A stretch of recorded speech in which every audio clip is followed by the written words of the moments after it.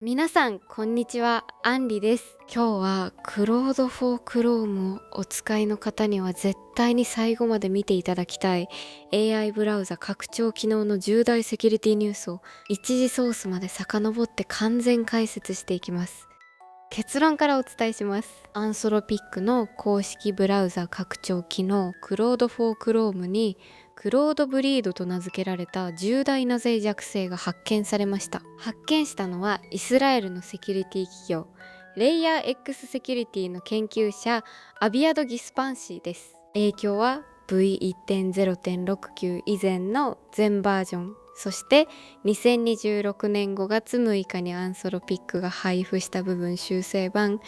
V1.0.70 でもなお攻撃が可能と報告されています。さらに2026年5月13日、サイバーニュースのお意見書では V1.0.70 の修正版をわずか3時間で再びハッキングできたという衝撃の結果まで公表されました。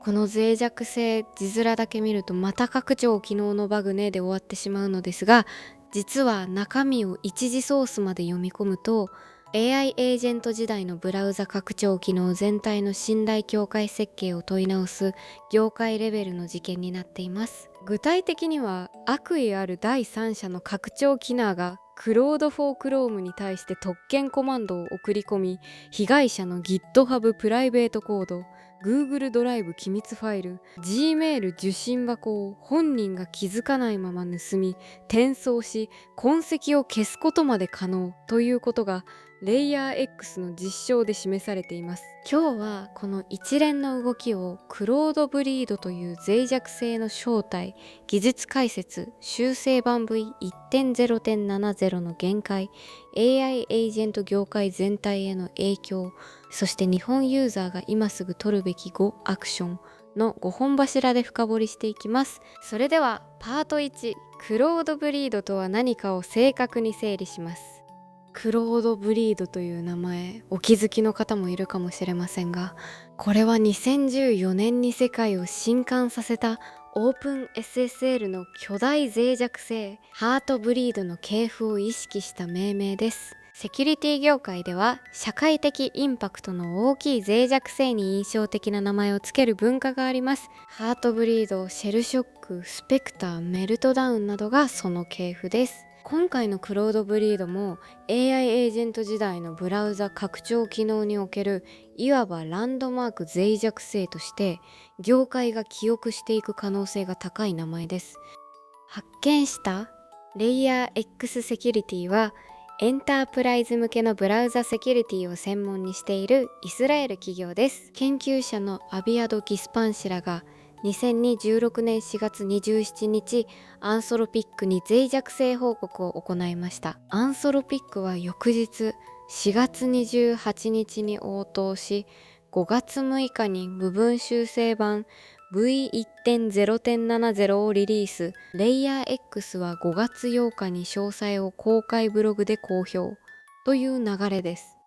ではパート2、技術解説に進みます。根本原因は Claude for Chrome の manifest.json にある externally connectable という設定項目です。manifest.json というのは Chrome 拡張機能のみ分証明書、外部との接続ルールを書き込んだ設定ファイルと思ってください。そのエクスターナリーコネクタブルの中身がクロード .ai ドメインから来るスクリプトすべてにクロード拡張機能へのメッセージ送信を許可するという設定になっていました。問題は誰がそのスクリプトを実用しているか。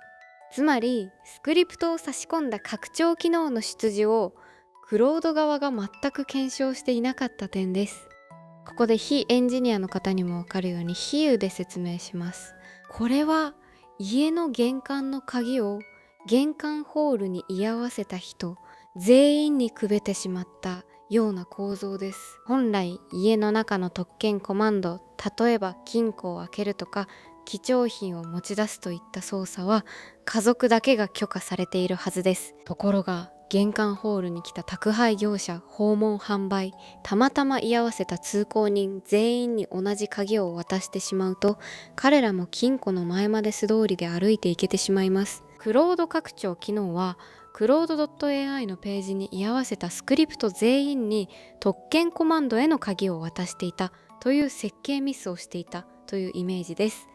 この攻撃の本質はセキュリティ業界でコンフューズドデピュティ、混乱した代理人攻撃と呼ばれます。クロード自身は悪意のある行動を実用しているつもりは一切なく、ただ言われた通りにユーザーの代わりに動いているだけです。 AI エージェントの素直さ、ユーザーの代わりに自律的に動くという便利さ、それ自体が攻撃の入り口になってしまうというのが今回の事件の構造的な怖さです。レイヤー X が実証した攻撃シナリオは全部で5つあります。シナリオ1、GitHub プライベートコード摂取。攻撃者は Claude.ai のページにスクリプトを差し込めるだけのいわば権限ゼロに見える無害な拡張機能を作って公開します。被害者がそれをインストールし、クロードを使い始めた瞬間、攻撃者の拡張からクロードに対して被害者の GitHub のプライベートリポジトリのソースコードを読み取って外部に送信せよという特権コマンドが飛びます。シナリオに Google ドライブの機密ファイルが異步共有。ドライブ上の重要な財務ファイルや顧客リストを攻撃者のメールアドレスに共有設定で渡す。シナリオ3、Gmail の要約、転送削除による証拠隠滅。受信箱の内容を読んで攻撃者に転送し痕跡を削除するというサイバー攻撃として悶々致命的なフルセットが揃います。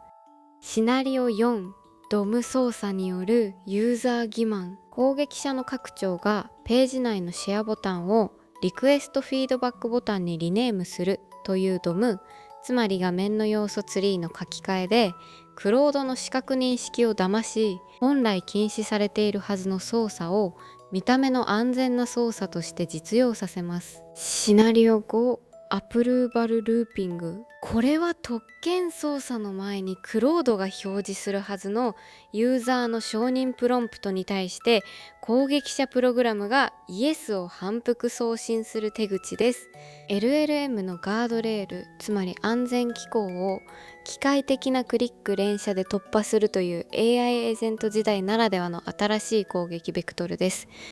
ではパート3、修正版 V1.0.70 の限界です。2026年5月6日、アンソロピックが配布した V1.0.70 では、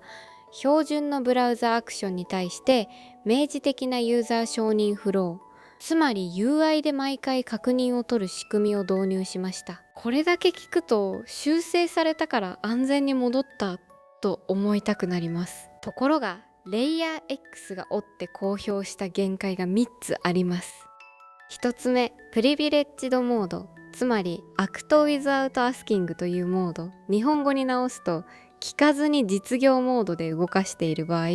脆弱性は完全にエクスプロイタブルのまま残ります。2つ目、サイドパネルイニシャライゼーションフロー、サイドパネル初期化フローを悪用すれば別の特権モードセッションを強制起動して新しい承認チェック自体をバイパスできます。3つ目、根本原因であるオリジンベースの信頼検証不足という構造は全く手つかずです。そして2026年5月13日、サイバーニュースの追い検証チームが V1.0.70 の修正版をわずか3時間で再びハッキングできたと報告しました。3時間です。これは根本修正がいかに難しいかを象徴する数字です。ではパート4、 AI エージェント業界全体への影響です。同じ構造の脆弱性はクロードフォークロームに限った話ではありません。オープン AI アトラス、パープレキシティコメット、マイクロソフトコーパイロットフォーブラウザといったいわゆる AI エージェント型ブラウザ拡張機能の全体に同じカテゴリーのリスクが指摘されています。さらにレイヤー X は別件としてクロードデスクトップエクステンションズのリモートコード実行脆弱性影響1万人超についても同時に5月14日に報告しています。ここで批判的な視点を3つ整理しておきます。1つ目、アンソロピックの透明性不足です。 V1.0.70 は配布されたものの、アンソロピックの公式ブログでこの脆弱性に関する広報は出ていません。サイバースクープの取材にもアンソロピックはコメントを拒否したと報じられています。2つ目、修正版 V1.0.70 を修正されたから安全と誤解しているユーザーがすでに多数発生しています。3つ目、AI エージェント拡張機能全般について信頼協会の設計が未だ黎明期のままです。業界専門家アックス・シャルマ氏はサイバースクープの取材に対し、プロンプトレイヤーでの AI エージェント監視は根本的に不十分と指摘しています。さらにこれは Chrome のセキュリティモデルが明示的に防ぐべき特権昇格プリミティブだとも述べています。